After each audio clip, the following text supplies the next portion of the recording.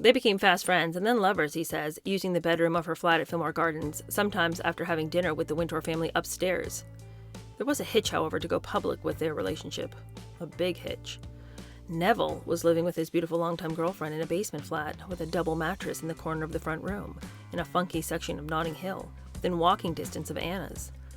As Neville acknowledged, "My girlfriend and I loved each other, but I was more in love with making a splash than with trying to make a relationship work." He says Anna was aware of his live-in relationship but was most willing to share the spoils.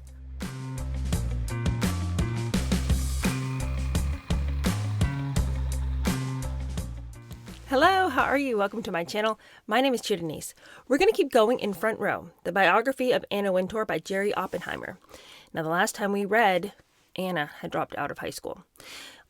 I think the circumstance that led her to dropping out would have been really humiliating. And I'm really pretty appalled that the headmistress thought that it would be a good idea to stand her in front of everybody and humiliate her like that. And I truly don't know what the objective was of that.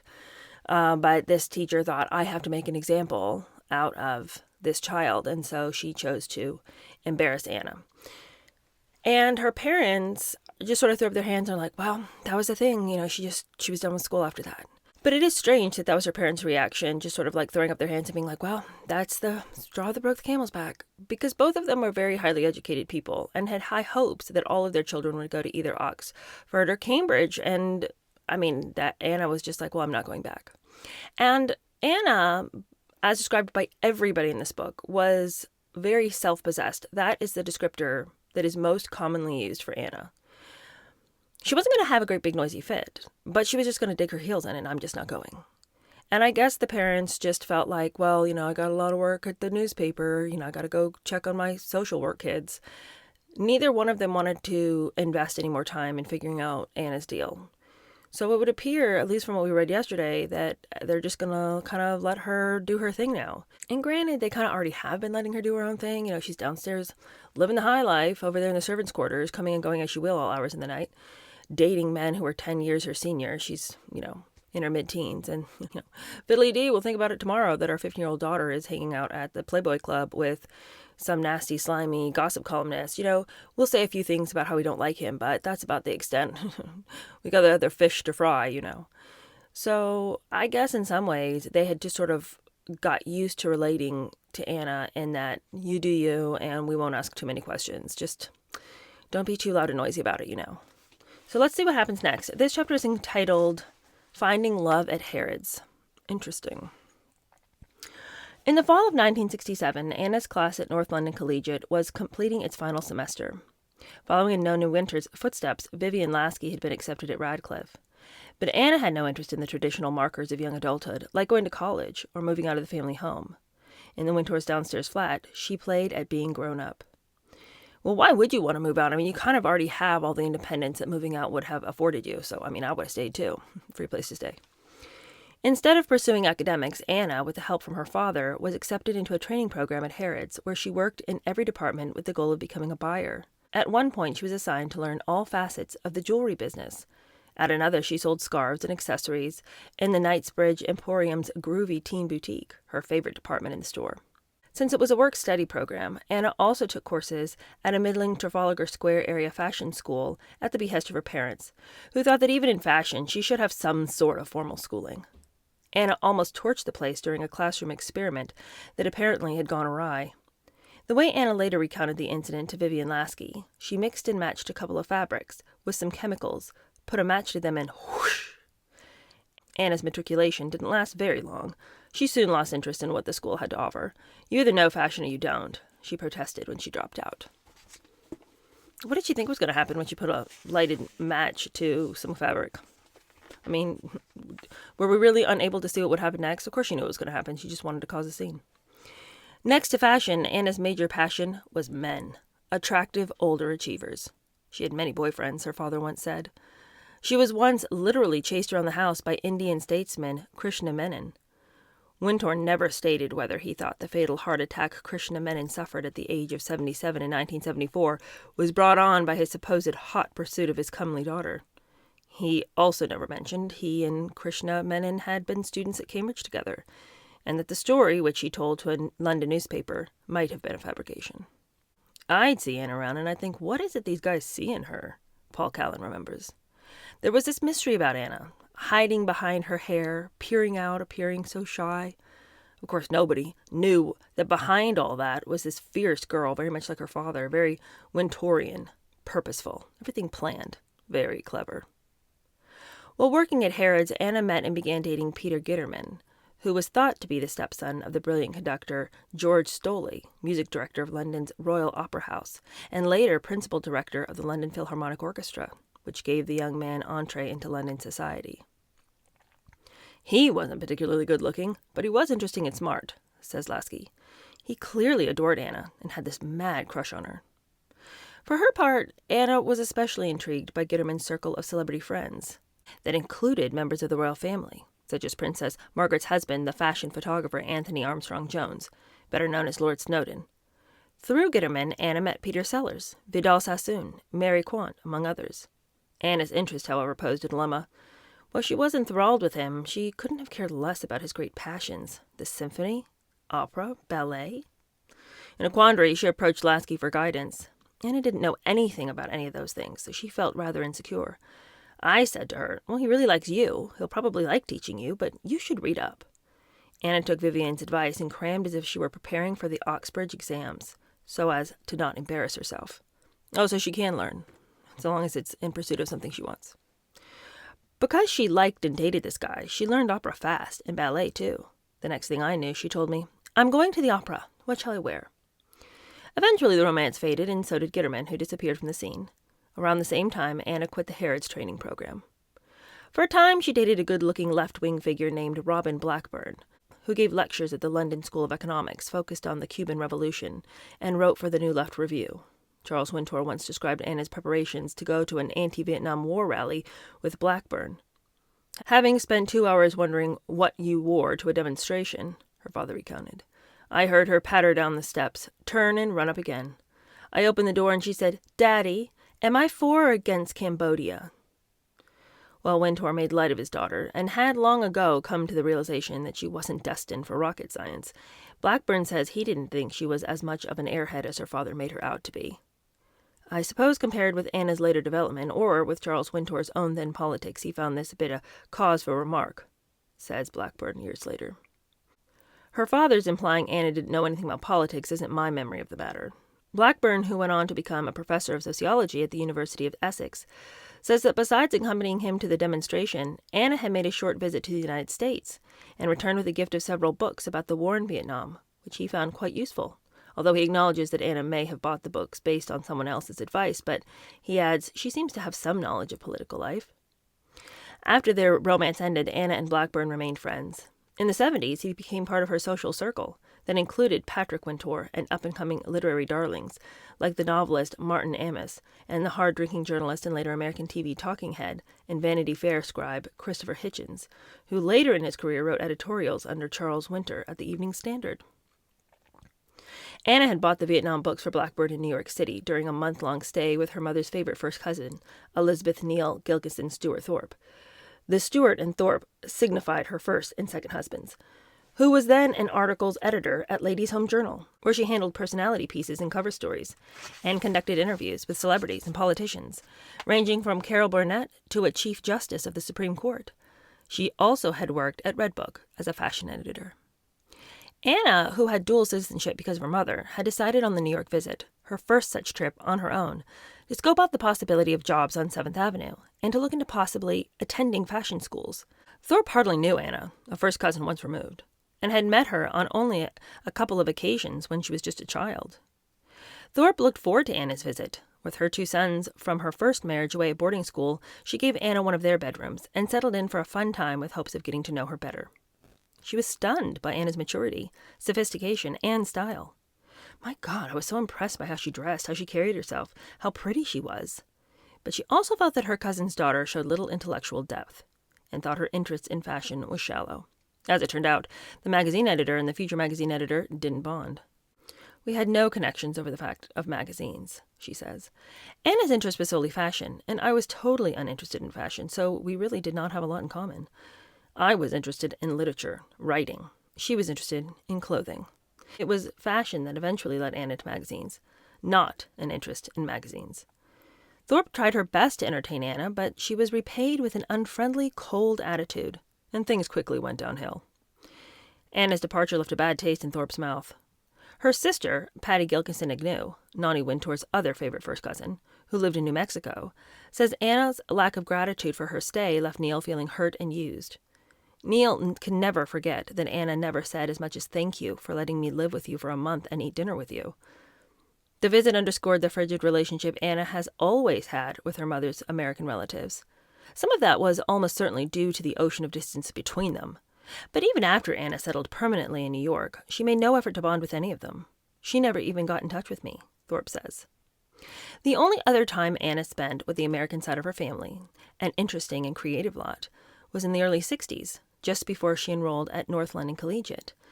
Noni, along with her sister Jean Reed, an editor for New American Library, brought Anna, James, Patrick, and Nora to a reunion of the Gilkinsons and Bakers at a beautiful wildlife area in central New Hampshire called Squam Lake. There, the Gilkinsons had rented a group of summer cottages. Besides Noni and her brood, family members came from New Mexico, California, and Pennsylvania. Anna met a number of her cousins, two who arrived with their parents from Hollywood, where their father, Hamilton H. Terry Gilkinson III, was a well-known musician and composer. One of them, Nancy Gilkinson, Anna's second cousin, who later had a career as an executive at Warner Brothers Records, recalls, "Noni and my parents that summer had a wonderful time and laughed all the time. After that summer, I wrote to Anna, and she wrote to me about a year, and then we lost touch." Gilkinson's sister Eliza, about a year younger than Anna, remembers Anna at the reunion as being so beautiful, and remote. She was not warm, not friendly. That was the only time our paths crossed. I never met or saw her again. She later became a singer of her own compositions, dealing with sex, drug addiction, and death. Eliza and Nancy's father's songs were recorded by the likes of Johnny Cash and Tony. With his group, Terry Elkinson and the Easy Riders, he co-wrote such hits as Mary Ann and Memories Are Made of This. Few, if any, in Anna's circle ever knew she had such interesting American relatives. She never talked about them, and acted as if they didn't exist. It was as if she was ashamed of, or denied, her mother's American heritage. Anna considered herself British through and through, at least back then. So I don't really know. I'm still trying to figure out how we're going to go from high school dropout to work-study program dropout, flitzing around, dating some guys.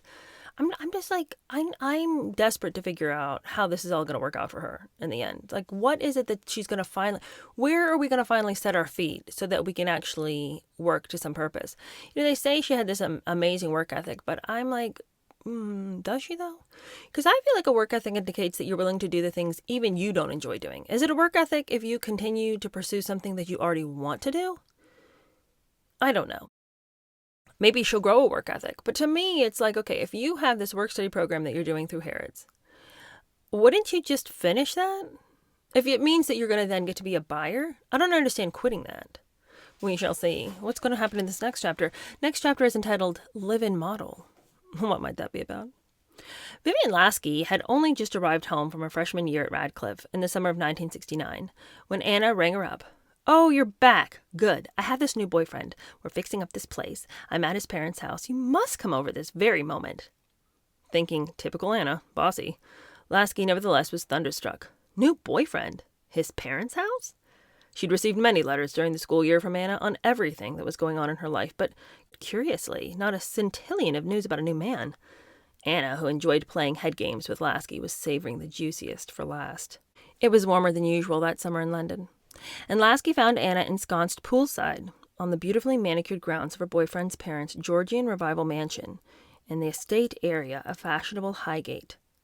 Lasky was shocked to learn that Anna and Steve Bobroff, a tall, handsome, dark-haired, very British, trendy, and talented freelance fashion photographer, about 5 years her senior, were living together. And Bobroff appeared to be quite a catch, the scion of a wealthy Jewish family who had made their money in real estate development and furniture.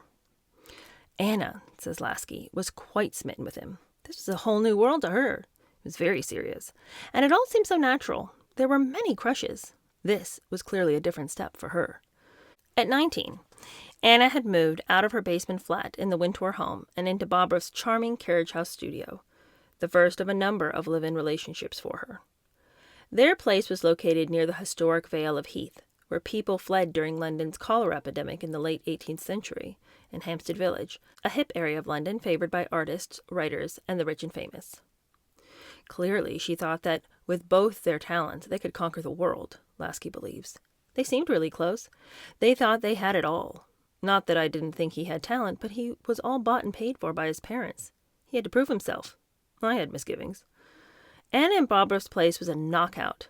On the ground level was his starkly modern all-white photographic studio, furnished with contemporary Italian chairs and primary colors, all top of the line, a kitchen and a changing room for models. Carpeted stairs up led to a minstrel gallery, surrounded by leaded glass bay windows, where Anna and Barbara lived, all taupe and gray, with beautiful flower settings everywhere and a wonderful window seat. I thought, wow, just the most unusual space, Lasky recalls. It was so clever what Anna did, sort of a mixture of living room, dining room, with a big oak refractory table and a bedroom. It was minute, but exquisite. She was always fussing with the candlesticks. Do you think these pewter ones are right for the period, Vivian? Well, do you? Anna was worried about what her parents would think about how she had decorated the place and what she served them for dinner when they visited, but she wasn't concerned what they thought about her living arrangements.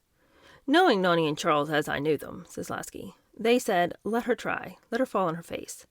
The Wintours were never critical of what she did. That was their thing. Why fight it? It would only make it worse. And he was a charming fellow with some talent. That summer of '69, Lasky worked at Charles Wintour's Evening Standard as an assistant on the Londoner's diary gossip column. While Anna idolized her father, she never wanted to work for him. Anna, meanwhile, was playing Miss Homemaker for the first time, while Barbara was downstairs in a studio with models prancing round him, whom he shot for fashion layouts in newspapers and magazines, such as the trendy Harper's and Queen. Stephen loved being surrounded by the pretty scene, asserts Lasky. He loved the glamour, the celebrity, being around gorgeous women. The whole scene was like the setting for Antonioni's 1966 film Blow Up, in which David Hemmings portrayed a hip British Playboy photographer, and the milieu gave Anna an insider's view of that wild, mod 60s London fashion zeitgeist. And at one point, Anna jumped at the opportunity to be one of Barbara's models. For him, she had let her bob grow, so her hair, for the last time ever, was shoulder length, thick and brown with the ends modishly flipped up. She posed in a variety of cute outfits, including very short and skimpy skating skirts. She looked really lovely at her best, the waif-like look, which was very in, says Lasky. I remember the photos vividly because they appeared in a black and white fashion spread in one of the London newspapers. It was the second time Anna is known to have modeled for a fashion layout that was published. A year earlier, she and Lasky posed in the teeny bopper magazine Petticoat, edited by Audrey Slaughter, the woman who would become Charles Wintour's second wife. Anna and Lasky appeared in a 2-page spread, wearing fashionably skimpy dresses and shoes that were far too big. The stylist had to stuff tissue paper in them so the girls could stand comfortably. Anna's live-in relationship with Bob Roth lasted less than a year. They were still together when Lasky returned to America for her sophomore year at Radcliffe in September 1969. But by the time she came home to London at Christmas, it was over, and Anna had returned to her bachelorette digs at Fillmore Gardens. She never spelled out for Lasky why the love affair had ended. Some years later, the gossipy magazine Private Eye, which would go after the Wintours vigorously through the 1970s, described Bob Roth as one of Charles Wintour's putative sons-in-law. Bob Roth, who was said to have gotten out of photography, remains mum on the subject of his relationship with Anna Wintour. I would prefer not to say anything about that time, not to talk at all about her, he states. It's easier that way. What an interesting thing for someone to say. What happened? Why? I hate it when people won't talk about things, especially when it was so long ago. I mean, even if the person did cheat on you or something like that happened, can't you just tell us just a little bit about what happened? Just a tinge, just a tiny little bit. At a party in the later part of 1969, Anna met and fell for Richard Neville, a 24-year-old shaggy-haired, tall, thin, good-looking, and bright Australian underground journalist. Down under, he had started a successful hippie newspaper, and his goal now was to establish the first such rag in London called Oz and shake up the establishment. In the process, he would become both famous and infamous, with friends and supporters the likes of John and Yoko. By the time Anna set her sights on Neville, he was being fawned over by rich liberals, trendy media types, and chic posers. Neville had become more than just an underground newspaper editor on the make. He was considered the expert on London's counterculture and was a regular on BBC television panels, so he was no stranger to tuned-in Anna.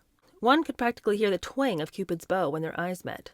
The way Neville tells it, "I was struck by her egg-white skin. She was a rare sight. Anna was unusual. She had the fringe that just made her slightly alluring, like a silent film star. She was almost mute, but she had an enticing quality." Some of these men really seem to love the fact she didn't talk much. Interesting. It also didn't hurt, Neville freely acknowledges, that her father was editor of the Evening Standard. The newspaper published the first stories about his arrival in London and his publishing plans, and later supported Oz and its founder when they got into trouble with the authorities. But when they met at that party, Anna, 20, was on the arm of a friend, the older, more traditional journalist, Anthony Hayden Guest, a member of Nigel Dempster's dazzling hard-drinking crowd. Anthony was one of those people with a great sense of social curiosity, observes Neville. He would turn up at upper-class things, but he loved to slum it with the counterculture. Anna and Neville met a few times by chance after their introduction. She would arrive at various parties where there were the more trendy, groovy journalists, the ones always at the right soirees, says Neville. Unlike other women he knew, Anna acted and looked different, always chic and elegant. She didn't dress like radical, countercultural people, he notes, and she didn't dress like Mrs. Main Street either. She wore high heels, stockings, smart little jackets. I wasn't at all interested or knowledgeable about fashion, but she always had a look. Like the other men she'd been involved with, Neville found Anna shy, and he noted that she had few friends, most of them men. Probably because men are very easy to control if they think you're beautiful, and Anna loves control. Anna hasn't done anything that makes me strongly dislike her or anything like that, so I don't want this sort of overly negative air I keep throwing at her to indicate that I have some deep-seated dislike for Anna. She hasn't done anything to make her dislikable. She isn't the sort of person that I think has much depth to her, but I'm not over here just grinding an axe against her. I just feel like people like Anna always have just men friends, because women are onto you, but men will stay in the dark so long as they think you're pretty. And Anna, as we've already stated throughout the book, she does like a certain degree of control. Anyway, as the book goes on, she says, "I think of her as in the singular. She wasn't a powerful, gregarious woman by any means," he observes. She was more introverted. "I'm a very noisy person, and she was a very quiet person. And often noisy people think that quiet people have more going on inside. You get attracted to what you imagine might be depth." Oh, Neville, never a truer word spoken. However, he soon discovered she didn't have great depth, but was kind of street sharp. And he couldn't get a take on her values. She was still cruising around, uninformed. A lot of what happened to her later on with her career took me by surprise. They became fast friends and then lovers, he says, using the bedroom of her flat at Fillmore Gardens, sometimes after having dinner with the Wintour family upstairs. There was a hitch, however, to go public with their relationship. A big hitch. Neville was living with his beautiful longtime girlfriend in a basement flat with a double mattress in the corner of the front room, in a funky section of Notting Hill, within walking distance of Anna's. As Neville acknowledged, "My girlfriend and I loved each other, but I was more in love with making a splash than with trying to make a relationship work." He says Anna was aware of his live-in relationship, but was most willing to share the spoils. "We had a very clandestine, discreet affair," reveals Neville. Looking back, it was just a strange relationship, going back to her house because I couldn't really have her in my house, for obvious reasons. Anna's place was a safe abode.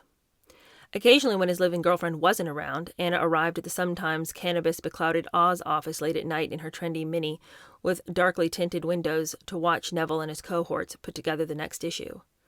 Besides sleeping with Neville, Anna had a burgeoning love affair with what she saw as the creativity of the underground press. I'm not sure whether Anna knew what her media destiny was going to be, or even what her ambitions were, but anybody with a bit of curiosity about what youth was saying gravitated toward the underground press, and Anna did that, says Neville. She had a curiosity about the direction of youth culture. At the Oz office, she flipped through stories and sometimes played editor, making astute critical comments about overdramatic writing or finding a badly written, repetitive piece. "You've used the word empirical 25 times. You should fix that." Neville respected her opinions. He became a frequent dinner guest of Anna's at Fillmore Gardens, where he saw the family dynamics up close and personal. Her parents were aware of their intimate relationship. Often after dinner, the two adjourned to her basement flat for lovemaking. Anna was given her privacy and her parents were discreet. Unlike Piers Paul Reed, Richard Neville felt that the permissive atmosphere at the Wintours was way cool. But like so many others, Neville noted the chasm that existed between Charles and Noni Wintour. Like oil and water, he recalls. I never imagined them as a sort of fusion. Noni was kind of very informed and alert, but I just think Charles was bored by it all. There was a certain deadness between them emotionally. And that's just at the table. At one dinner party, the talk centered on the legacy of colonialism in Latin America. Anna was bored to death. Among the guests was Charles' much-admired Maureen Cleave, who had gone off staff at the Evening Standard and was just back from Peru with her husband. Also present was Anna's sister Nora, whom Neville described as a dour and fervent Marxist. Marxist and very serious. She wanted to talk about Gonski and Marx and the labor movement in Chile, and Anna just wasn't interested. Anna was pop-oriented.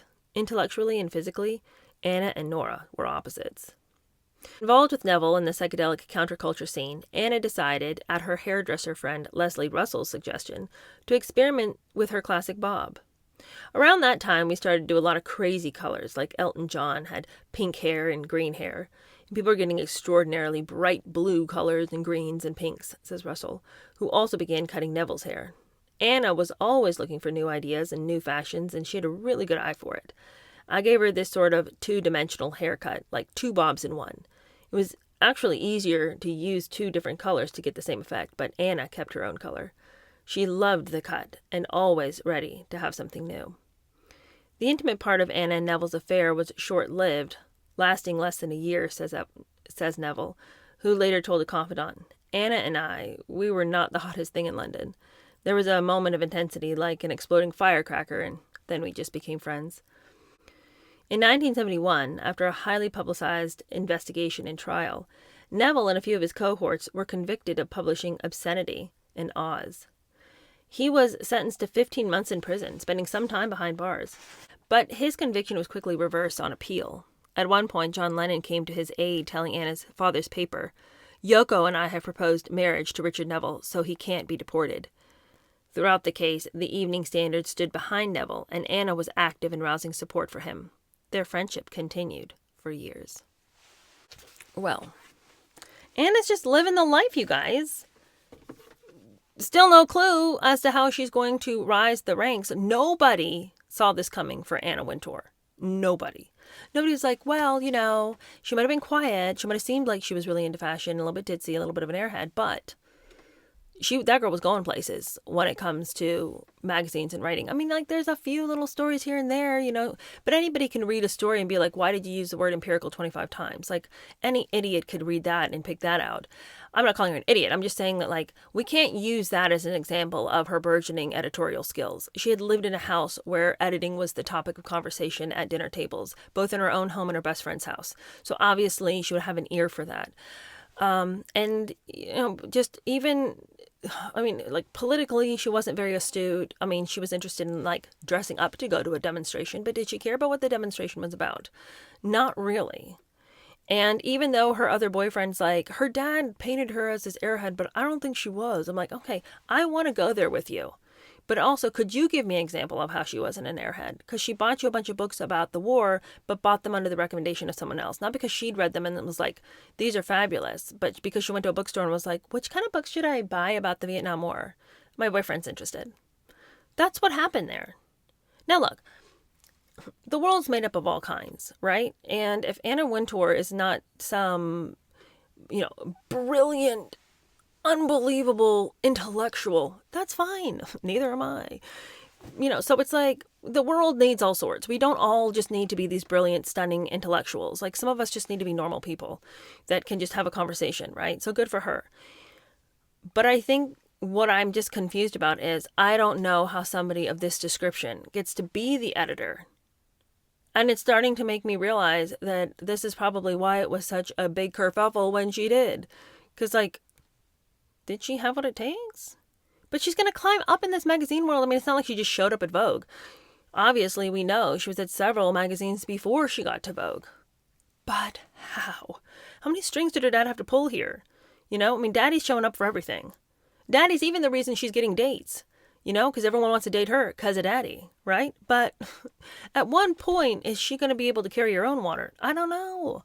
And at this point, I don't know how she will, because I don't know what character traits she has. She seems to have no values other than her love for fashion, but she doesn't seem to have any political values, religious values, social values. I don't know what she stands for. I don't know how she gets a thing done other than like find the next date. And I'm not opposed to a person having a good time. I'm just saying, how this is what I'm saying. Is she going to sleep her way to the top? That's what I'm asking you. Between daddy giving her a leg up and the guy she's dating, is that how she's going to get there? Right? Like, is that what this is going to eventually be revealed? Is it really going to be because she was just really pretty in everybody's estimation? Is that how she's going to rise to the top? Because God gave her a pretty face? I really need it to not be that story. I really need it not to be that story. But I'm afraid right now that it might be. Hopefully something will be revealed. Some shadow in her character that we had not realized before will be exposed and be like, oh, that's how she made it. I don't think it's going to be good. All right, I will see you guys tomorrow for our Friday News Roundup. I'm really looking forward to it. And we will catch up on all the stories then. Thanks so much for hanging out with me this week. I hope you're enjoying the book, and we'll talk again soon. Bye.